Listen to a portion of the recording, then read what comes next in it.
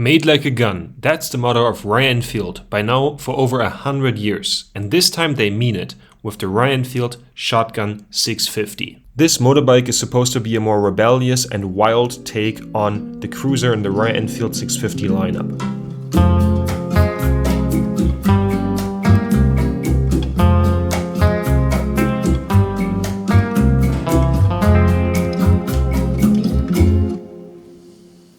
However, the question is, does the Shotgun 650 properly pull off this image? And how is it in day-to-day life in the long term when actually owning the machine? And for that, I tested the Shotgun 650 for 3,000 kilometers.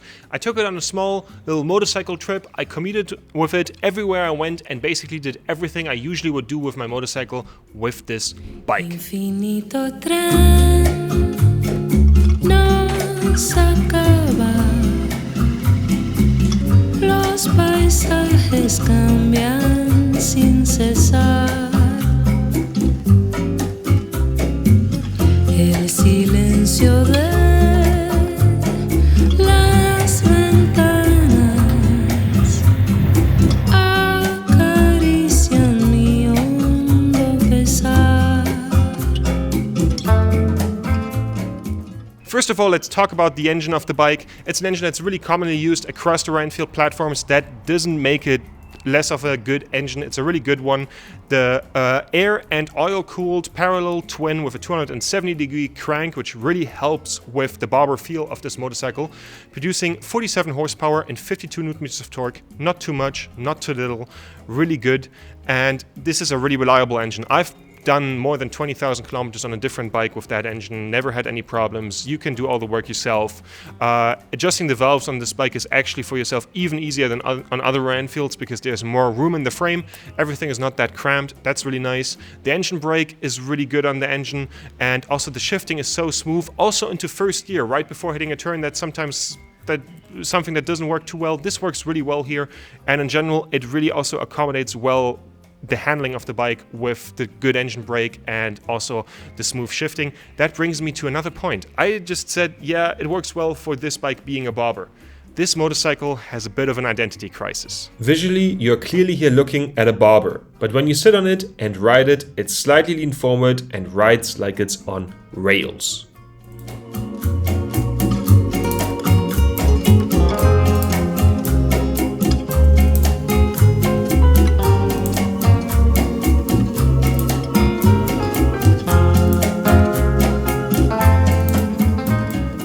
So we're now here with the Royal Enfield Shotgun 650 on the nice curvy road here in Italy with a few bumps in between, and it's great to talk about the handling of this motorcycle.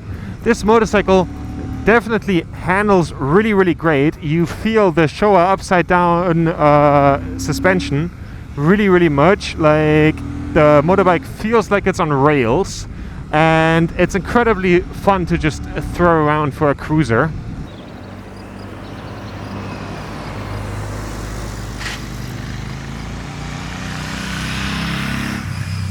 The bike does not have a rev meter, however, I'm of the opinion that you can hear where the bike is in the revs pretty clearly from the sound of the bike.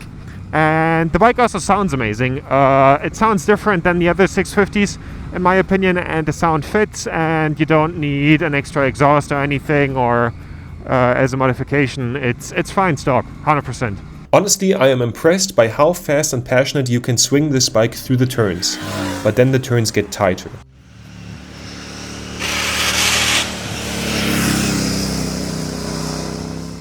However, this is where the two identities of this motorcycle truly clash, because if you then sit on it, you do realize that the seat height of 79.5 centimeters is a bit high for a bobber or a cruiser and is more reminiscent of a roadster like the Interceptor. But at the same time, the bike is still relatively comfortable. When I first swung a leg over this bike on an event of Royal Enfield with an Aperol spritz in hand, knowing I'm going to ride this bike the next day to Monaco, my first impression was like, oh, I'm scared. I'm riding this bike 1,000 kilometers tomorrow. However, in the end of the day, it was pretty fine, pretty comfortable. I had zero comfort issues. The seat is really comfortable. Yes, it's slightly leaned forward, but that's all fine. You get a lot of wind on top of you. That's fine too. It's not supposed to be traveled far, but Also, for a bigger trip, it really works well. I had zero comfort issues. However, where I had comfort issues, not from the seating positions of the bike itself, but from the rear suspension. The rear suspension punches through pretty hard when you hit a pothole. Like, you will feel this in your spine quite a lot. And on a longer ride, all the really little bumps, if you drive more than like 6 hours, you will really feel it in your neck. In general, the rear suspension does a good job, but the ride comfort is not the greatest with the rear suspension. That's something where an upgrade can definitely be made. Talking about the scraping foot pegs and the rear suspension sounds pretty negative. However, there's a lot to be loved about the Royal Enfield Shotgun 650. First of all, one of the big Royal Enfield strengths and something I associate with their brand, you can look at this motorcycle from every angle and it just looks gorgeous. That also includes the details, like the blinkers and the turquoise lettering behind the paper on the analog gauges.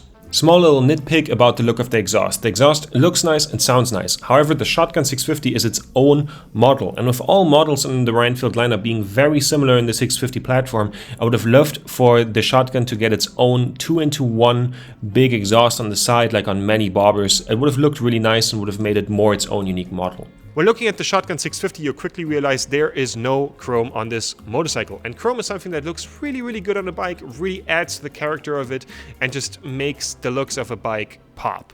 However, chrome is also an enormous maintenance commitment. You constantly need to polish that, and it also is a point that rusts really quick. On the other hand, something that's completely blacked out looks really utilitarian. And Royal Enfield went a really nice middle way here, because this bike is not completely blacked out per se in just matte color. They have a few shiny bits on it, like the side covers and the top of the engine, and that really gives it a nice look. And also the lettering on the side cover is really nicely detailed and really gorgeous. That means the bike is not that high in maintenance when it comes to washing it. This bike was washed 2 times while I had it for the 4 weeks, and it's now not washed because that's how life is. You need to go to work, you need to ride somewhere, you just need to be somewhere. And a motorcycle is a tool. And it's nice that the Shotgun 650 remembers that while still looking the part. The bike looks really, really gorgeous. It has an enormous curb appeal. People constantly will come up to you and look at it. If you're parked somewhere, you always have an eye on your bike because you know 3-4 people will be standing around it relatively soon. So the bike is gorgeous, but is still maintainable. And really often with chrome, I get into the situation that I hold myself back and don't do as much with a motorcycle because I'm scared of having to polish the chrome again, not managing to do it up to spec. And it kind of then hurts when you go on a camping trip and you sleep next to the bike and the bike is standing outside for some time. And yes, people do that with travel bikes. However, every bike should be able of doing that because you just buy one bike at the end of the day. And this bike really nicely manages that. It's a really headache-free experience in that sense, and it still looks gorgeous.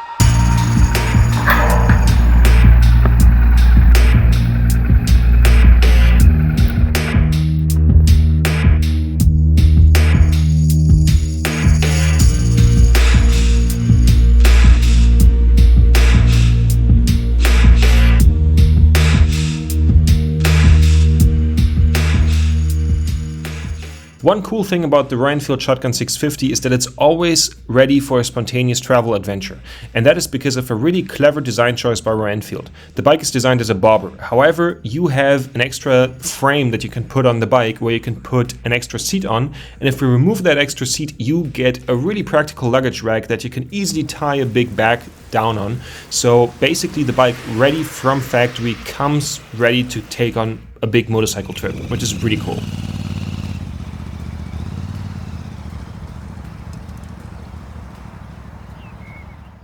When talking about the practicality of this motorcycle and also taking it on a bit of a longer ride, we sadly have to get to one negative of this motorcycle. Royal Enfield says that the range is 305 kilometers, and I have to say that's sadly fictional, because the tank is relatively small with 13.8 liters, and the way the engine is set up, you're using quite a lot of the power of the engine most of the time when riding the bike.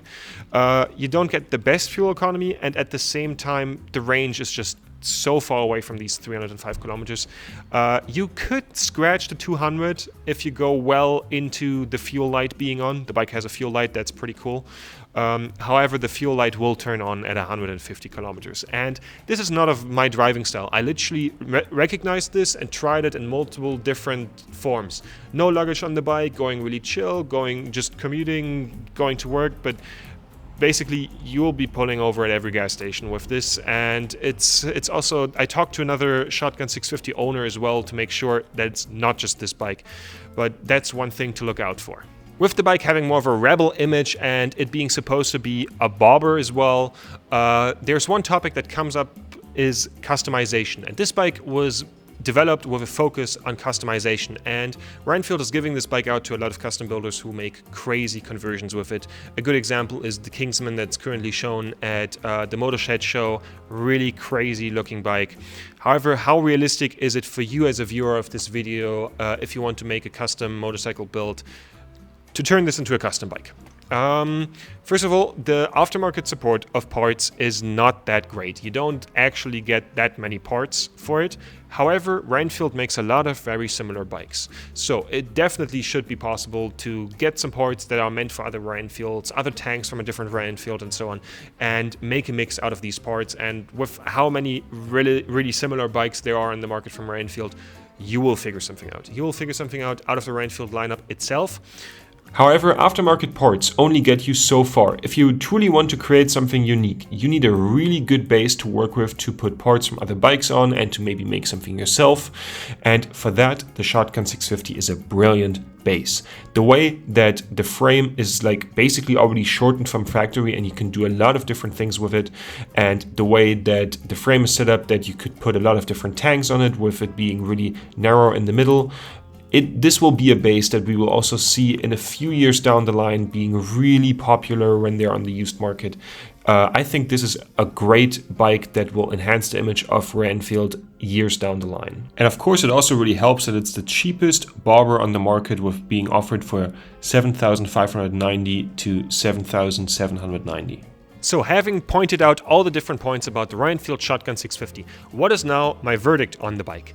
The bike is pretty cool, and it's the cheapest bobber you're going to get on the market, and I also like that it has characteristics of different motorbikes as well. Even though that clashes a bit with the dragging foot pegs, you get a bobber that handles pretty well, and as long as the turns are not too tight, this thing really goes around a turn pretty nicely. And also I love that everything is basically one really nice design. The curb appeal of it is really nice. If you get this motorbike, you're definitely going to be happy with it. It's really close to the Super Meteor.